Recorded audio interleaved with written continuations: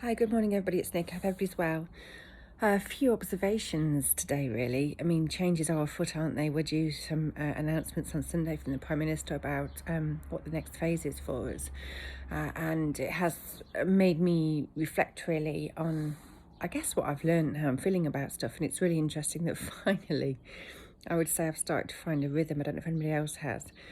There's been so many different phases that I'm sure there's, myself have been through on this lockdown, from the initial, real adrenaline rush of, the storming and getting things in place and adjusting, to the stress and the fear and the anxiety about coping with it, to, God, a real level of exhaustion. I don't know if anybody else found it, but, creating your own routine and kind of trying to establish some kind of your own normality within your own bubble is really, really knackering. I mean, I would always say I've prided myself on being a real self-starter and very, very motivated and good at self-discipline.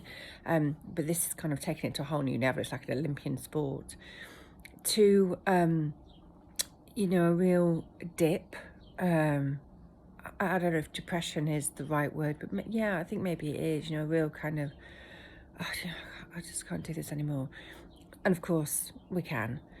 And somehow over, I would say the last few days, I've kind of found a rhythm, which is quite ironic considering that the rhythm will probably need to change next week. But in finding that rhythm, I found some peace, I guess, and some acceptance and some contentment. And one of the things I've observed is that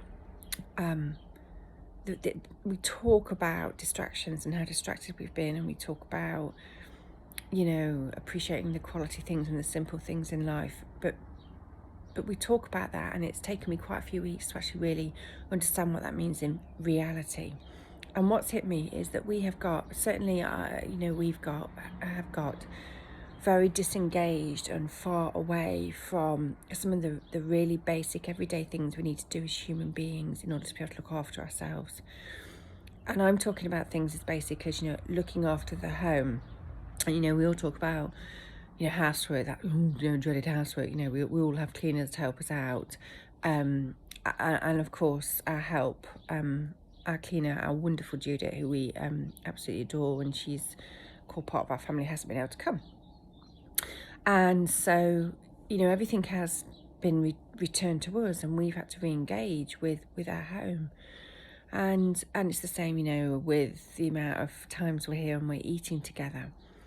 But there's a real beauty in this simplicity, and it's taken me a while to click onto it. So one of the things we did early on was we split the jobs between me and the kids and my husband, so that it wasn't a big burden on one person. And by doing that, there's been some real joy that we found in it. So changing the beds and hoovering the house and creating dinner and showering and bathing and organising and decluttering and doing all of these things, they're about so much more than the superficial thing. Because, a house is about so much more than brick walls. It's the place where we go for our escapism, for our physical and our psychological safety. It's a place that nurtures us. Mealtime, it's not just a survival thing, it's a time, it's a social thing. It's the preparation of food, thinking about what it is, what we want to eat, being appreciative of that food on the table, sitting down together at the meal time and having the conversation. No, it's not all rose-tinted glasses. Sometimes it's a goddamn nightmare, people arguing at the dinner table and shouting and it being too loud and all kinds of things. But that kind of pales into insignificance in relation to the lovely times we have of them telling stories and having a deep conversation, or particularly my middle son, who is just so funny. He's just a born comedian, mimicking something that a comedy scene he's seen on TV or something like that. And on a Wednesday, which is what I call our home economics day, the kids actually run off quite excited to do their bedrooms, because they're organising their space, they're putting their energy into their space, and then when they've done it, we all know what it's like when we, flop onto a beautifully clean bed, which we're so lucky because it's actually dried outside in the sunlight right now. And I've really found that these things we view as as pains in the arse, really, stuff that we outsource and whatever, because our lives are so busy. Our lives are so full with all of these things that distract us. We don't have time to engage with the really simple stuff. And this really simple stuff is really important stuff. Like going for a walk each morning with the kids. Normally before lockdown, a lot of days I'd be getting myself in a right tears about when I could fit the walking, because we've got 4 dogs, because I might have several things to do. Whereas now, it's the first thing we do. My kids don't start any type of schoolwork until 11, because we get up in the morning and we actually go out with the dogs onto the fields, onto the tracks. We've discovered so many different routes that we didn't know about, including some we'd rather not have discovered because it included quite a few big bullish cows. But anyway, are really, really important, and we've been distracted from them. And it's been quite difficult to engage with them because there's a narrative around them that is kind of almost, that's just superficial stuff on the edge that we kind of fit in around the important stuff, when really that is the important stuff. Going for that walk in Mother Nature in the morning absolutely sets me up for the day. When the kids start in schoolwork, you could, initially in lockdown, I was like, right, I need to go into the grandpa, I need to write, or I need to do some kind of work. And now I'm like, no, actually, I don't. I don't. I'm blessed. I don't actually have to do that. I'm in a position, I'm so blessed that I don't have to do that. So why am I forcing myself to do something I don't have to do? And instead, I've been really, really enjoying being really creative and re-engaging with the home. And I've been decluttering, and I've been painting, and whatever it is that I felt like. But I haven't been putting my pressure on myself to do all of these things that we think are bigger and more important. It's just been much more simple. Like, for example, it's silly things like in the morning, I don't have to look at the clock to see how long I've been in the shower or what time it is. I can just go in the shower, and I can stand in the shower for as long as I want.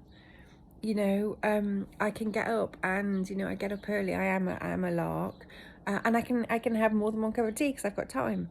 And it's really interesting that all of these things that I guess were on the periphery of our life have become the staple of our life. What is our meal plan? Preparing the different meals, enjoying an afternoon tea. They bring such a quality of life back.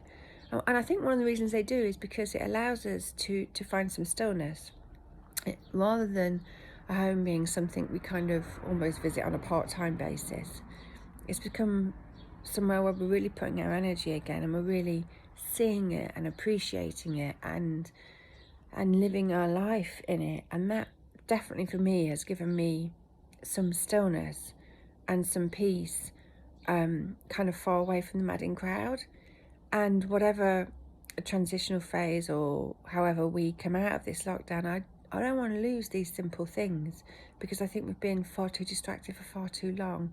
And these are really important things. These are not menial things. These are, looking after our home, looking after the place that keeps us safe, that keeps us nourished, that keeps us fed, that keeps us psychologically and physically well, is really, really important. And I think we perhaps, need to reframe our narrative around that. So I'm definitely in a place of more acceptance and less resistance right now. Be interesting to see what comes out on Sunday and where that leads us. So I hope everybody's keeping safe and well. Lots of love. Take care. Bye.